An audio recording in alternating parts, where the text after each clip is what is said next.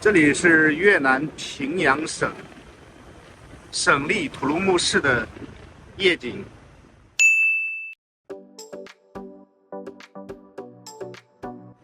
老魏搬到平阳有2个月了，想来逛一逛它的夜景。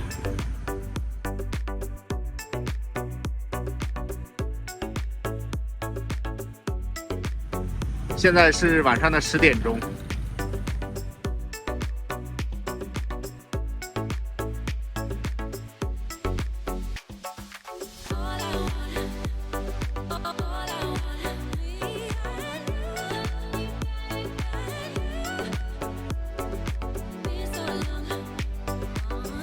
嗨，大家好，我是老魏，我现在在平阳，平阳省土鲁木市，土鲁木是平阳省的省会。我身后呢有一座教堂，不远处可能还有一个富力监狱，这我通过地图上找出来的，这也是一个1975年之前的老监狱。那个富力监狱这么晚肯定是不开门的，老魏也没法进去给大家来录一点视频。这里是一个比较老的建筑，然后前方是土鲁木的夜市感觉特别热闹。我们进去看看，这个市场熙熙攘攘，人流量特别大。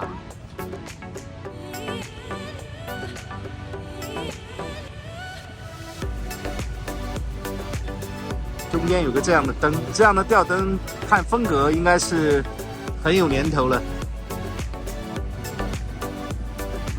这个方向向前呢就是一条运河了，这条运河大家非常熟悉就是西贡河，但是我看有平阳的朋友喊它叫平阳河，可能流经平阳，当地人就叫它平阳河。地图上的标注是西贡河 Saigon。这里离西贡河是非常近的。在这条小路上，我还看到有一个叫清安寺的小庙。我看到这个庙门口还有一匹马正常情况下应该是关羽的赤兔马，所以这条庙是一个华人的庙，里面供奉的肯定有关羽有关公。因为关公呢，在很多华人的心中就是武财神。所以这里极有可能是供奉的有关公。土鲁木应该有很多华人，再有一个潮州面家，这是华人开的面。这里还有一个法式的这样的市场。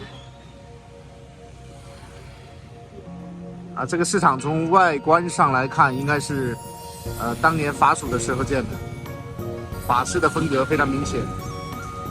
市场的另外一侧真的有个市场，晚上这里很多人摆摊，是一个夜市卖衣服的。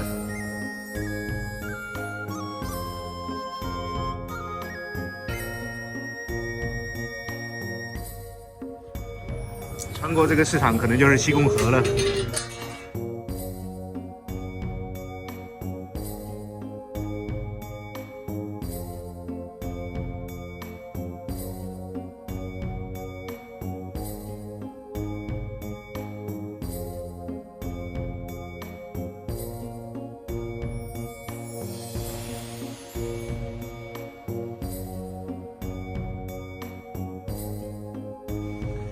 这个市场的尽头果然是西贡河。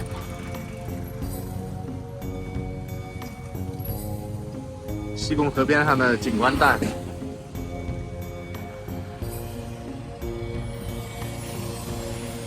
我们到前方灯火璀璨的地方去。这晚上特别热闹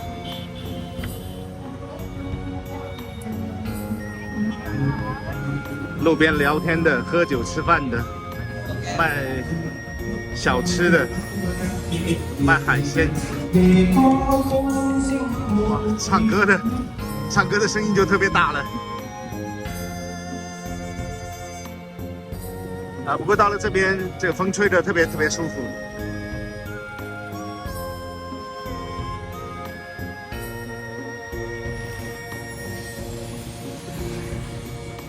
整个平阳城这一段是非常明亮的。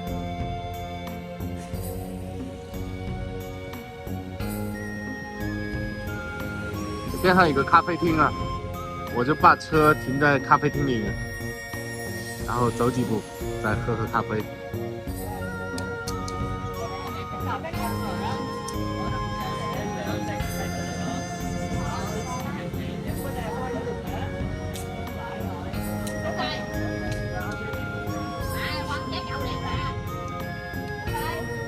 平阳这边呢非常的亮啊，西贡河的对岸就属于胡志明市第12郡，那边是黑灯瞎火，感觉和这边的灯火通明，判若两个地方。这里有个夜钓大师啊，刚刚钓了一条鱼上来。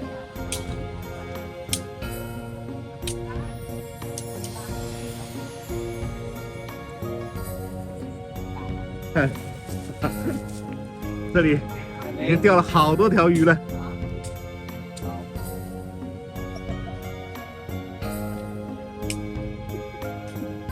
这里的咖啡厅要打烊了，继续骑摩托，继续逛。这里的保安师傅啊，在收拾外面的那个桌椅板凳。我估计咖啡厅要打烊了，然后我就继续骑着摩托到别的地方去逛逛。我最近呢也确实比较忙，我们在做那个功夫外卖的商家端的推广。我们是等商家入驻到一定程度，我们会有一个新版本出来。新版本出来以后，我们安卓手机、华为手机国内的手机都是可以下载的。当然苹果手机也可以下载啊。这样的话，就是我们的客户量会一下子增加很多，所以这段时间对我们来讲非常关键。我们也特别忙。走到这里，发现有一家店还卖蟹肉羹和烧麦。这种华人老店啊，卖的东西很有特色。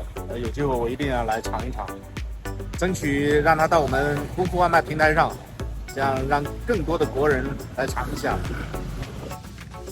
这座教堂在土卢木是非常有名气的地标性的建筑。在这个灯火有点暗淡的地方，有一个斑驳的古寺，叫新德寺。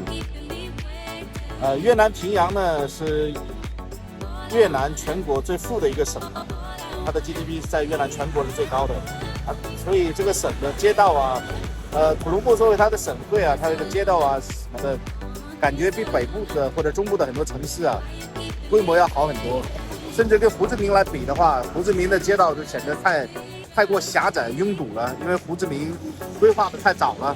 那现在平阳的这种老城区啊，就特别的宽阔就是车辆通行都非常方便，特别是新城的地方。新城其实老魏一直想跟大家分享一下新城的一些东西有时间呢，老魏会专门做几期视频介绍一下平阳新城。我现在在的位置比较安全啊，我在安全岛上，然后给大家拍一下这个平阳土卢木到新城的一条路，非常的宽阔，双向10车道。刚来平阳的时候啊，我就觉得走10趟2国道，平阳一直是非常堵，每次都很堵但是到了平阳住下来以后啊，我就觉得哇，平阳的路怎么这么宽？这是不是越南这个道路是非常的宽阔，给我感觉特别吃惊。哇，原来新城建设的这么好。这边就到了平阳新城平阳新城这边的道路更加宽阔，设施也特别好。功夫外卖满足您的家乡味。